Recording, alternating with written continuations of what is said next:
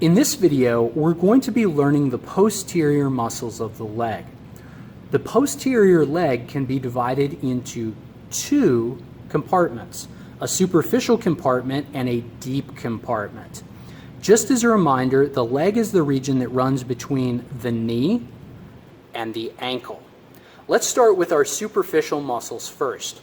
On the very back of the leg, we see this muscle that has two separate bellies, a medial belly and a lateral belly.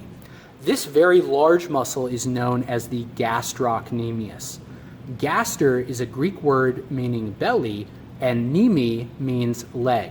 So literally the belly of the leg. We often refer to the gastrocnemius as the calf muscle. Now, if we pull this part of our gastrocnemius off, we can see this muscle sitting below our gastrocnemius. And here it is from a side view. This muscle that sits below the gastrocnemius is called soleus, because anatomists thought it kind of looked like a solefish, which is one of those really flat fish that lay on the bottom of the ocean floor. So gastrocnemius and soleus, together, these muscles are responsible for plantar flexion, pointing your toes and elevating your heel.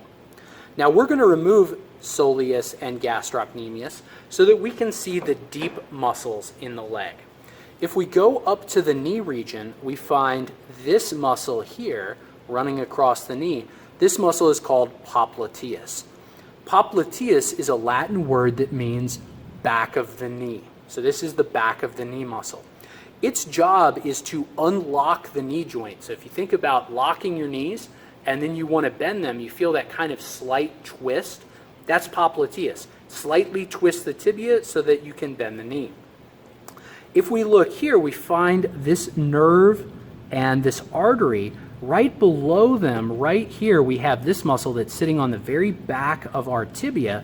This is tibialis posterior. Tibialis posterior. And then we have two more muscles. Now, to learn these two muscles, we're going to look at the feet. We can see here's the big toe side. This means medial. Tiny toe, our little toe over here, this is lateral.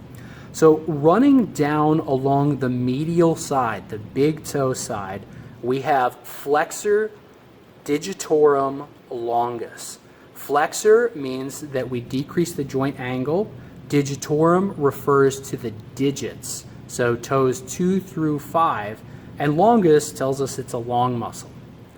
More in the center of our posterior leg, we have flexor hallucis longus.